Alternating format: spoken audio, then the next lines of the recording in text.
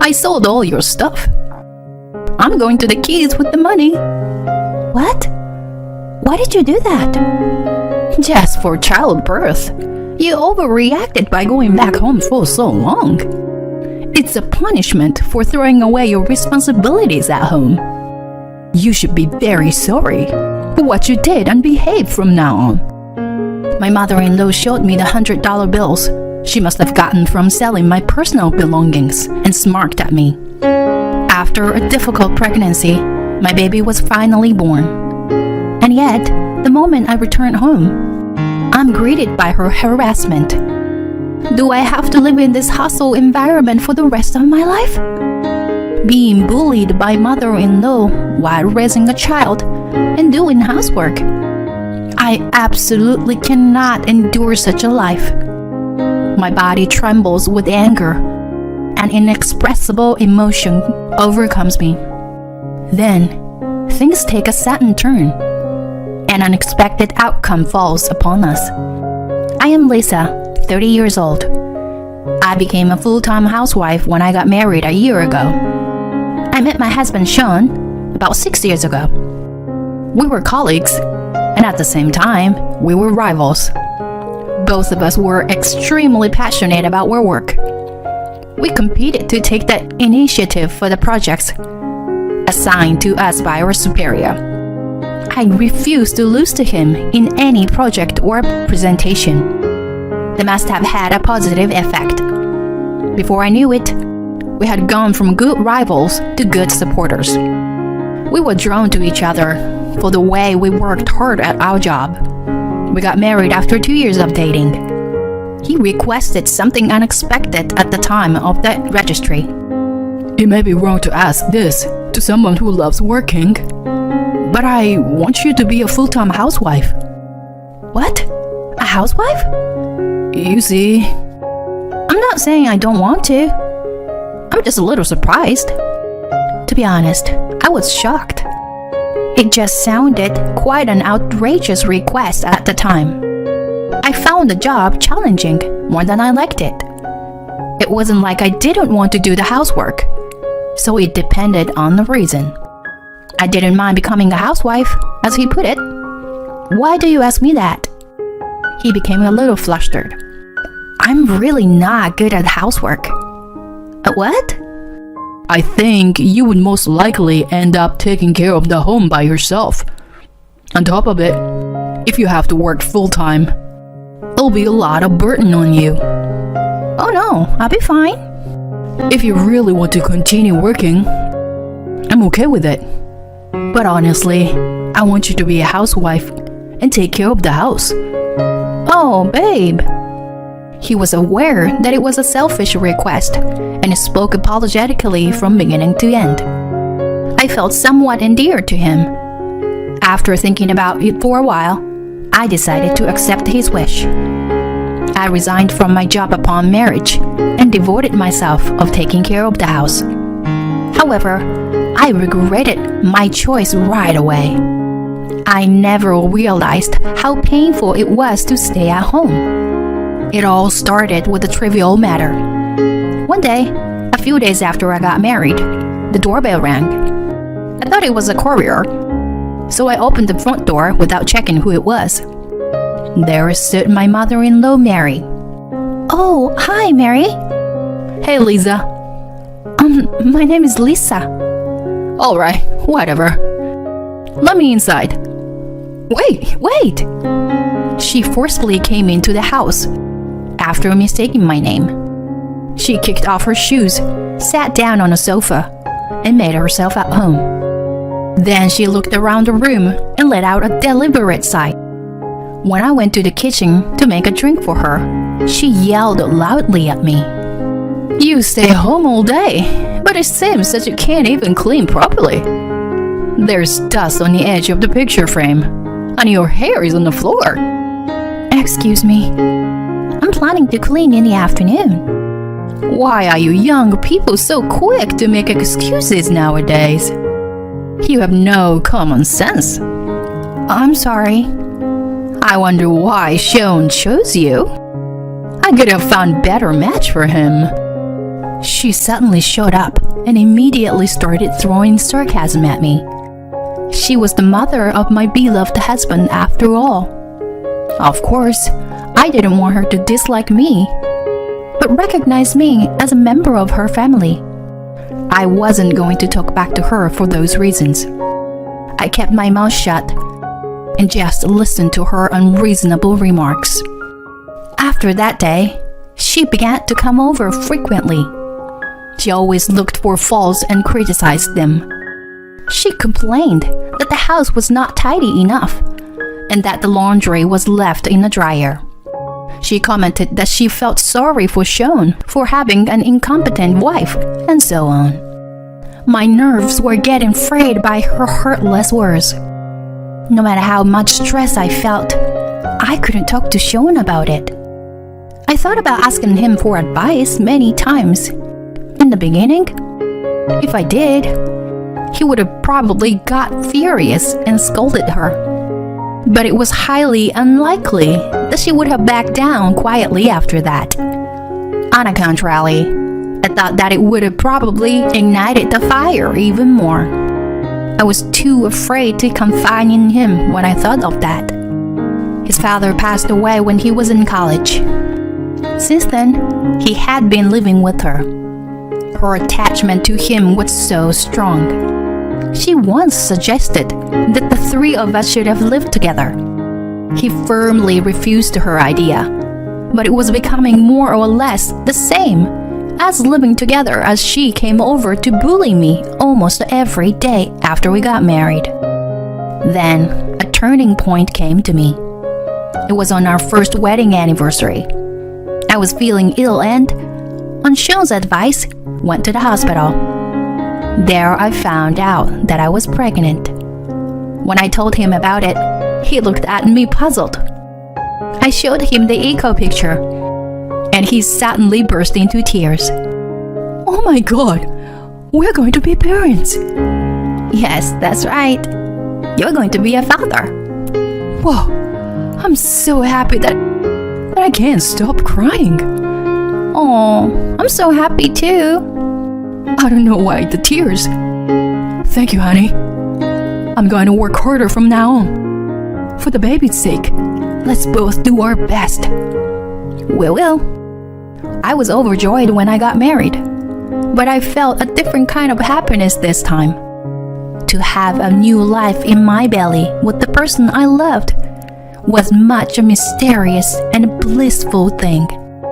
At the same time, a new concern arose. It was Mary, who regularly visited me without an appointment. When she happened to come over, I was so nauseous that I had to run to the bathroom. Of course, this was a symptom of morning sickness, not an illness.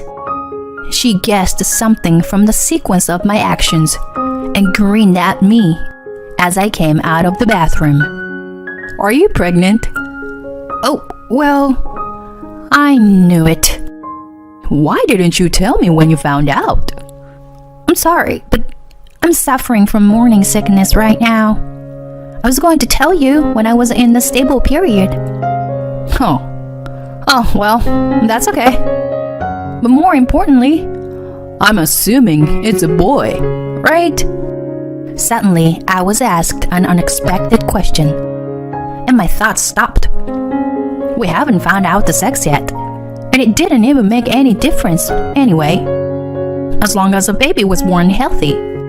Her question sounded to have a hidden meaning that only a male baby was worthy of being born. We don't know the sex yet. Oh, I see. Well, one boy is enough for the successor. Raising a child costs a lot of money. By all means, have a boy and spend all your money on him. Well, as I said, we don't know if it's a boy. Shut up. Just have a boy. Otherwise, you are worthless.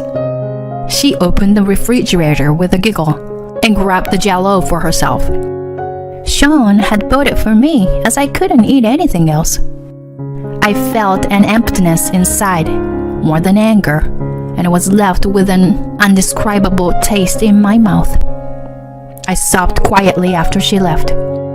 What was wrong with her?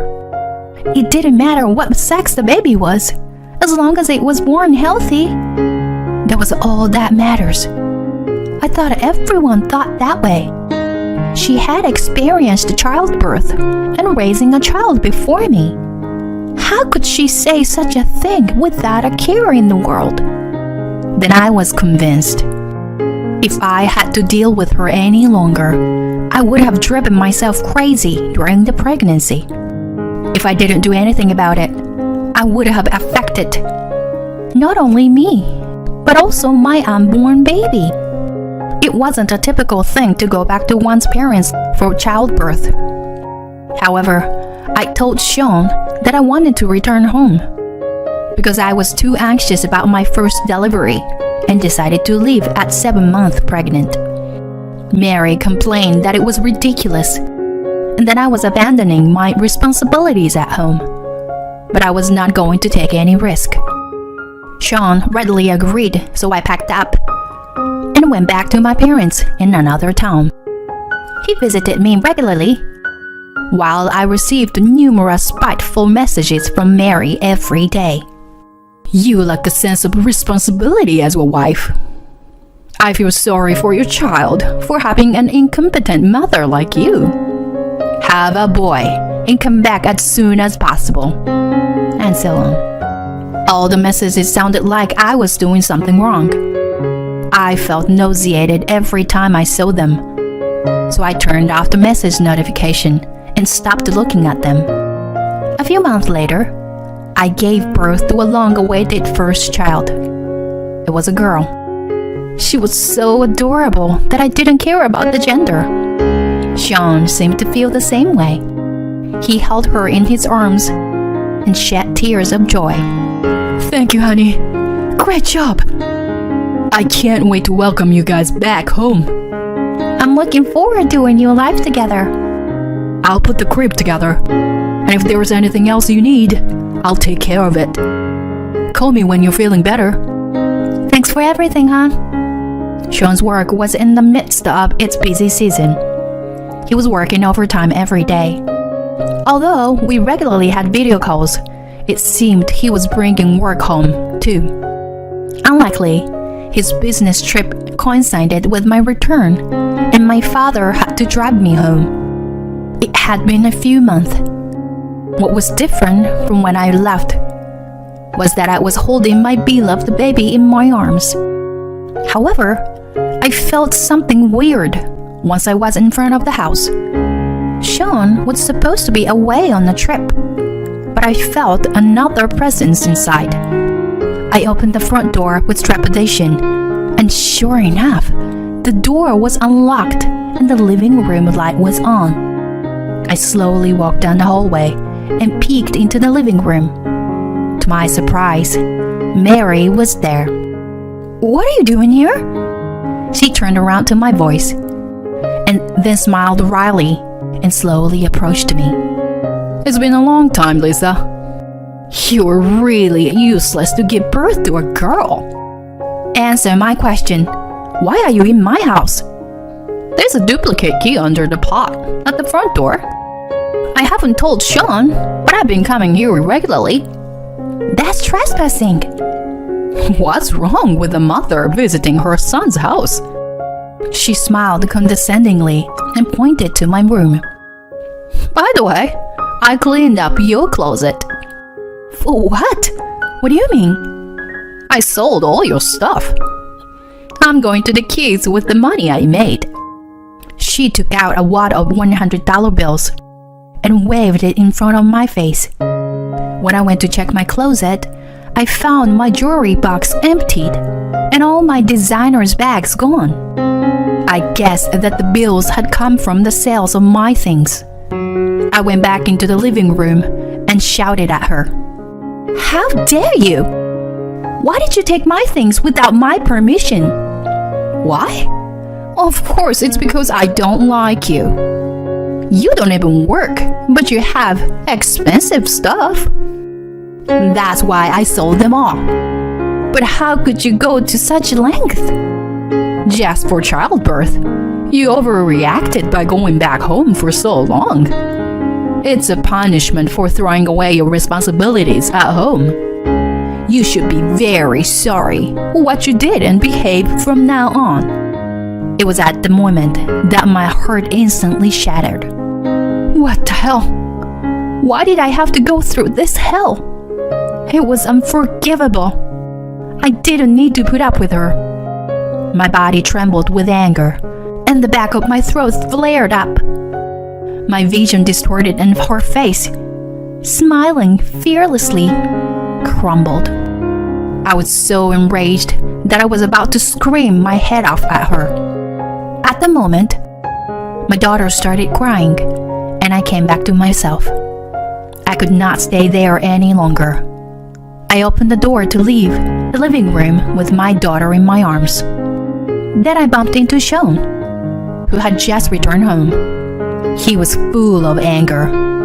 Honey, what the hell is going on? What the hell were you saying? His enraged voice startled not only me, but also Mary.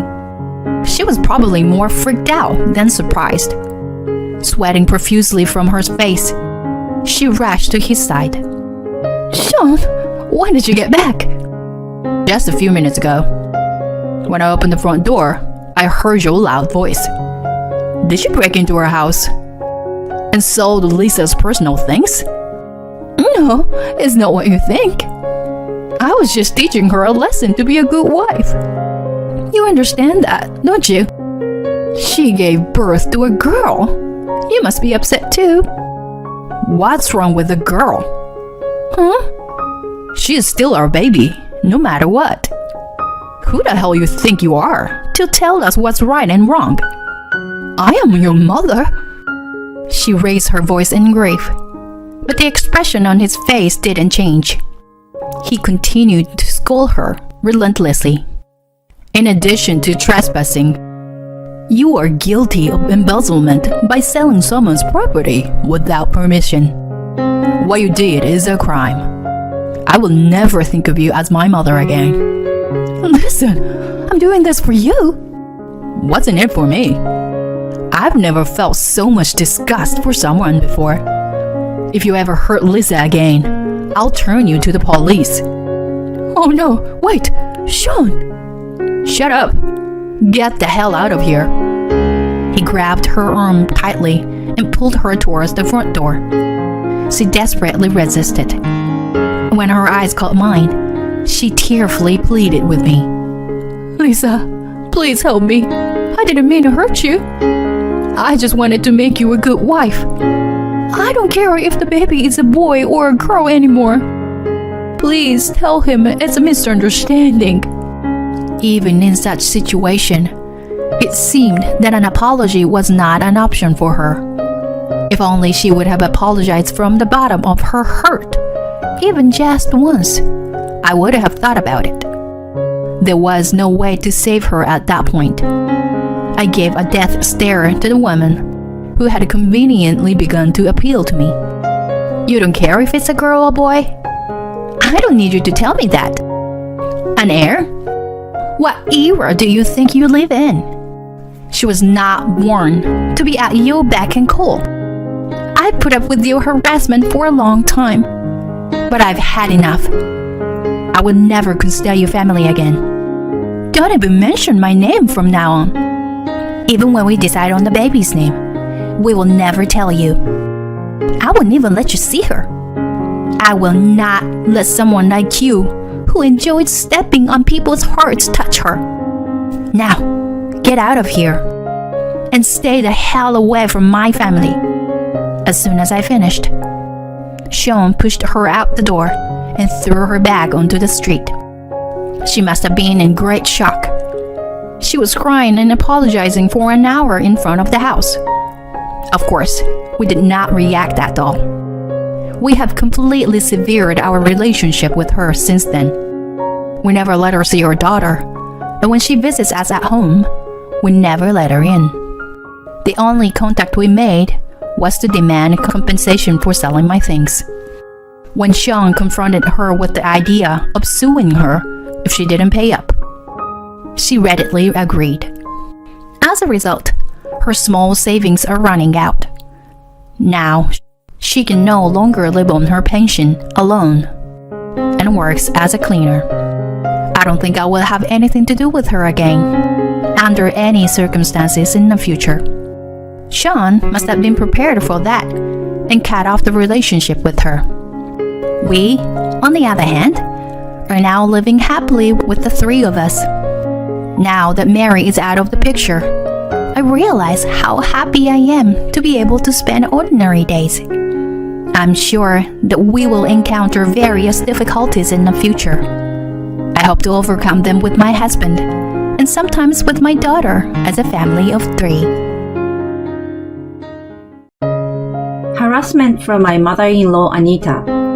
At first, I put up with it, but if I thought she was getting carried away, I stopped listening and quickly came up with some excuses to leave the place. I became distressed by the accumulation of such incidents.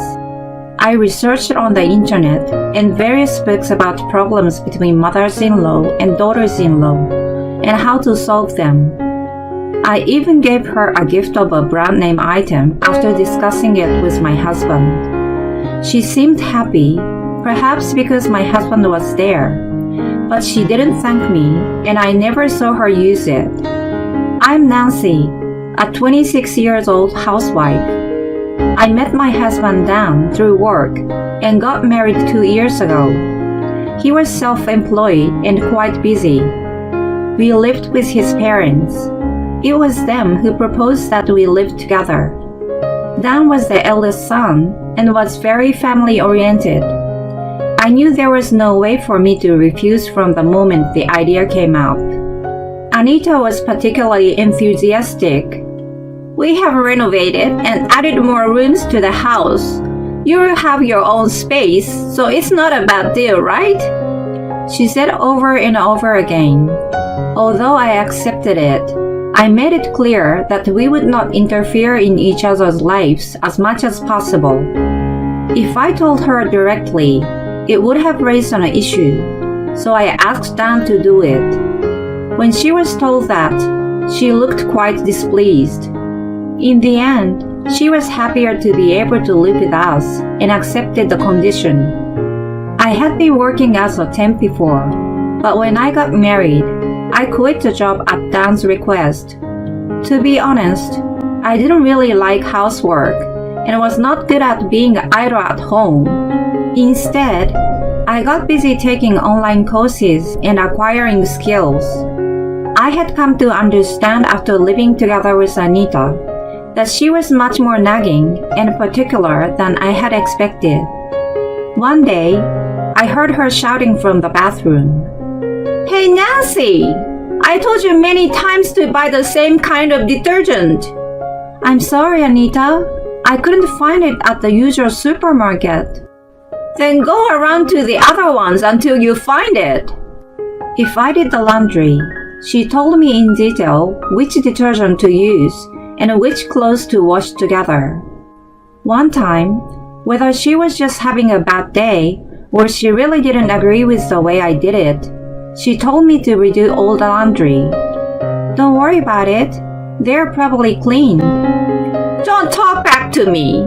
You're so sloppy. I can't believe you." She glared at me. When she got upset, she did unimaginable things compared to her petite and skinny figure, and I couldn't handle it. She once threw my favorite dress that was hanging out in the yard on the ground and made it all muddy. I got nervous whenever she started having a fit. I had never done any housework, and it was all on me. Since it was for the whole family, it was quite a lot. She had a mug of coffee I had prepared in her hand and watched me work with a smile on her face. It made me somewhat angry. I consulted Dan several times. He was very helpful, taking time out of his busy schedule to listen to me. It was just that he was a bit timid and couldn't take a strong stance toward his mother. I had been patient with her at first, Later on, if she got carried away, I learned not to listen to her and quickly came up with excuses to leave. When I became distressed by the accumulation of such incidents, I searched the internet and visited the library. I looked into problems and solutions between in-laws on the websites and in various books and took countermeasures in that way. I pretended that I didn't care and listened to her with good humor. I tried to talk back a little. I also picked a time when she seems to be in a good mood and told her nicely what I wanted her to stop doing. I even gave her gifts that matches her taste. I spoke to Dan about it, and we went a little crazy with the brand. She seems to be pleased with the gift because perhaps Dan was there, but she didn't utter a word of appreciation. After glancing at it, she never used it. Her petty complaints continued every day. I began to think that it was different from the promise we made when we moved in together in the first place. She used me as her housekeeper. Her upbringing and educational background had something to do with the way she treated me. She was born and raised as the only daughter of the slightly wealthy family. She attended a private high school and graduated from a private university. On the other hand, my mother died of illness early in my life. I grew up in a father-daughter household and started working as soon as I graduated from middle school. A college graduate versus not even GED.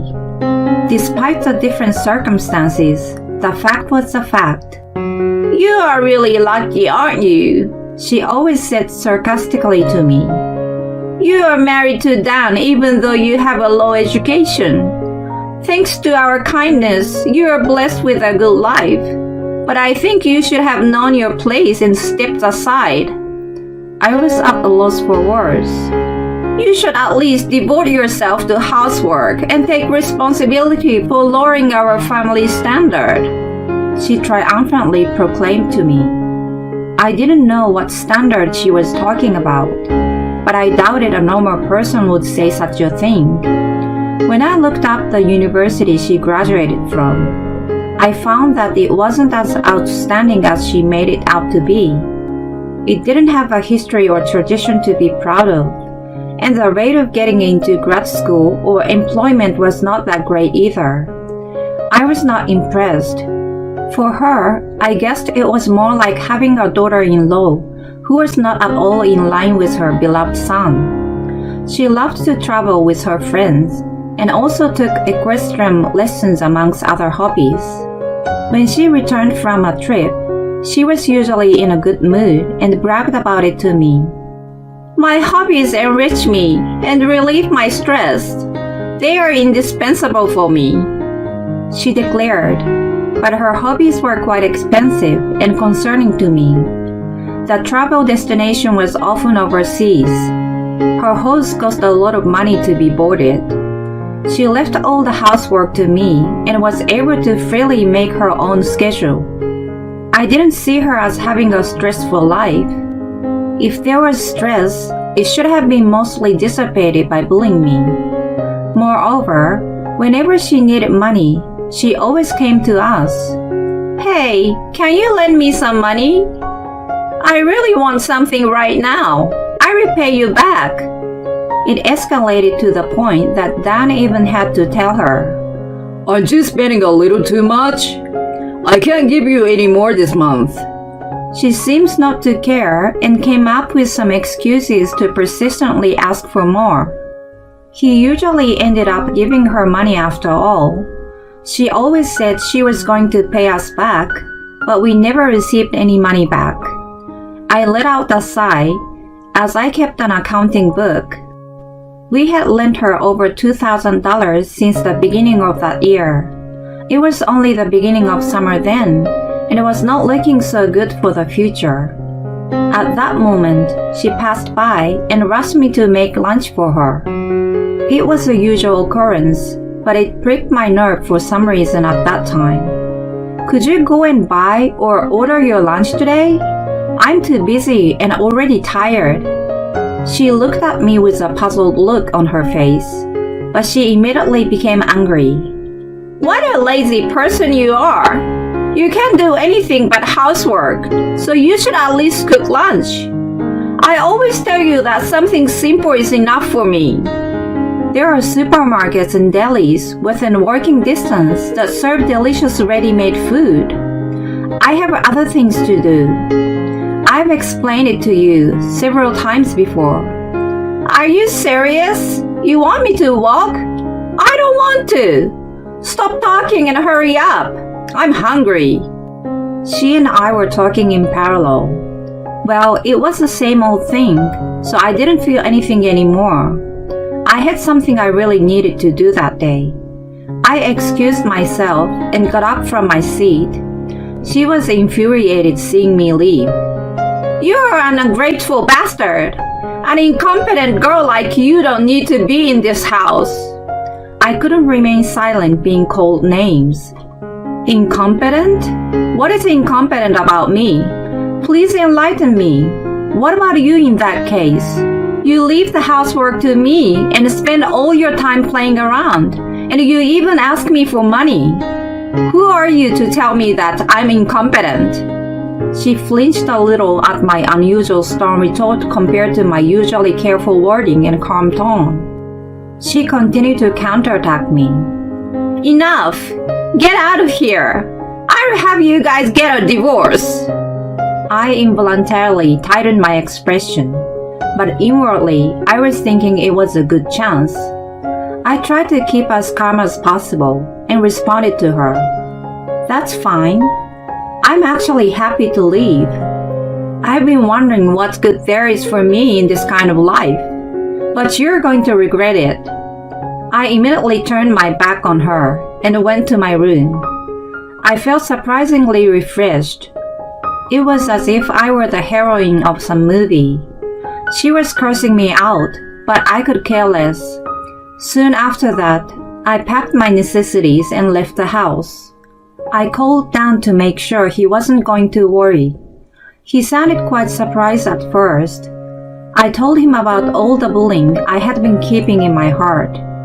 I'm really sorry, even though I didn't know about it until now. You've been in so much pain, and I wasn't there to help you. He apologized regretfully. It was a typical Dan, I thought to myself. I know I have faults too. It's already past anyway. I just need some time away. Riding the train to my dad's house, I fell asleep thinking back on everything that had happened since we got married. I was startled by the announcement that had arrived at the station. It was dusk and a chilly wind was blowing. To my surprise, I saw my dad standing at the exit. He was usually very quiet and a little stubborn, and I never knew what he was thinking, so I didn't expect him to come all the way to pick me up. I noticed that he had lost a little weight and gained some gray hair while we hadn't seen each other for a while. When we were walking side by side, he said quietly, "You've been through a lot. I'm sorry that I made you worry." I suppressed the tears that were threatening to well up in my eyes. "Don't worry about it." I felt a warmth in my chest. We walked along the road to his house while catching up on our lives. When I was just getting used to living at my dad's, I noticed that I had many missed calls on my phone. My friends normally sent me messages and rarely called me. I got a bad feeling about it. When I checked, they were all from Anita. I looked at the details and saw that she had been calling several times every few minutes. After what happened, I hadn't been able to forget about it yet. To be honest, I didn't want to call her back. I reluctantly decided to do so, thinking it might have been something important. Then, she picked up right away as if she has been waiting for me. I was surprised to hear her listless voice. "Hi, Nancy. I'm very sorry. Please come back." I was a little taken back. "What's wrong?" "Well, I was cleaning Dan's room a couple days ago, and I found something. I think it's a financial statement. I knew what she was talking about. Dan's company was incorporated half a year ago, so it was normal for him to make detailed statements. A statement? What about it? I had no idea he was making so little. You knew it, didn't you? Why didn't you tell me? She became emotional and suddenly raised her voice. I had the urge to cover my ears at the sound of her usual tone, which I hadn't heard in a while. I've told you about it several times, but it sounds like you never listened to me. I don't remember that. Well, I guess you don't. You love talking about yourself, but you're not interested in what I tell you. I'm going to buy another horse. I've already signed the contract. Please, can you lend me some money? She made such an insolent request to me even at that point. I let out a small sigh and answered, Well, Dan and I are not your wallets.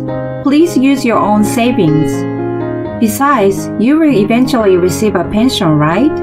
Why don't you try to manage within your means?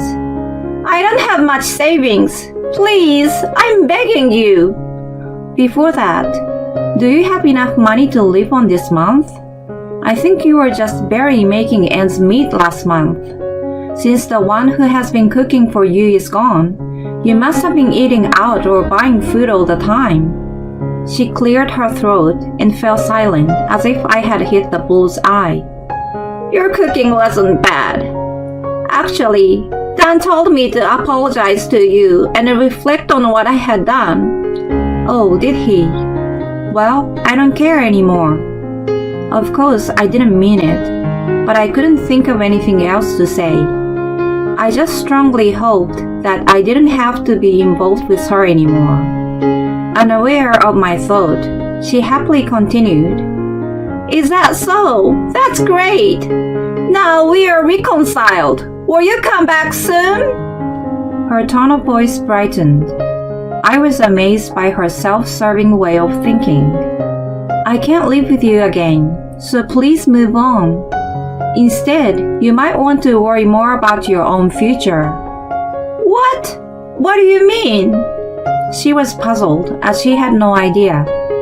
I didn't need to explain to her then, but she would have understood when the time came. Thinking I had said enough, I hung up the phone. She had a lot of time on her hands. She continued to call me persistently after that. I had no choice but to block her. 6 months have passed since then. I'm watching my dog happily running around in my yard. It's a pleasant morning and just right for basking in the sun. After a careful discussion with Dan, we ended our cohabitation with my in-laws. Then, we bought a beautiful semi-new house that had just come on the market. We have a mortgage now. It has a better layout than before, and is more comfortable to live in. We chose a location that was convenient for Dan's work. He is more lively than before. As for my in-laws, they are now stuck paying their mortgage because we are no longer helping them. They have moved to a small apartment far out of town. Of course, Anita been complaining a lot. I feel sorry for my father-in-law, who seems to be sandbagged by her. Since she had spent so much money on her hobbies to enjoy her life, he was left with almost nothing in his savings account. After he told her to live frugally, she started to do housework more than before.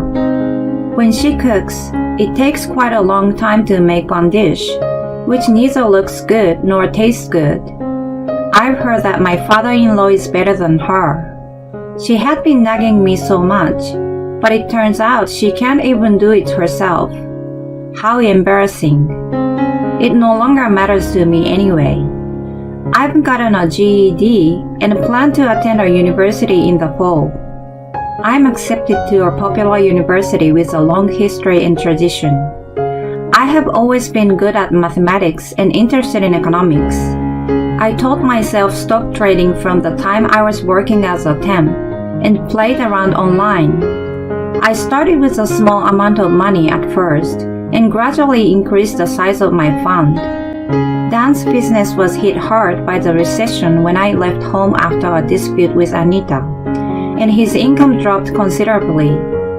At that time, I was earning a steady profit and was able to bring some income into the household. Because of my father-in-law's pride and Dan's wishes, we did not inform my parents-in-law about it.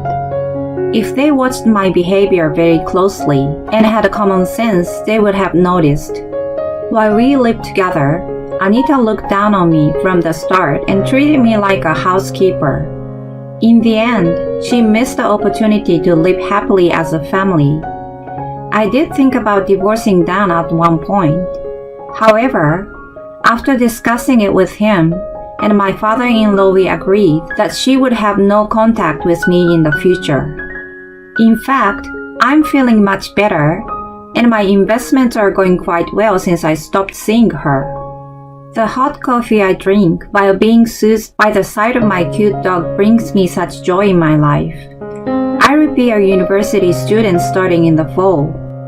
I look up at the clear sky, excited with anticipation.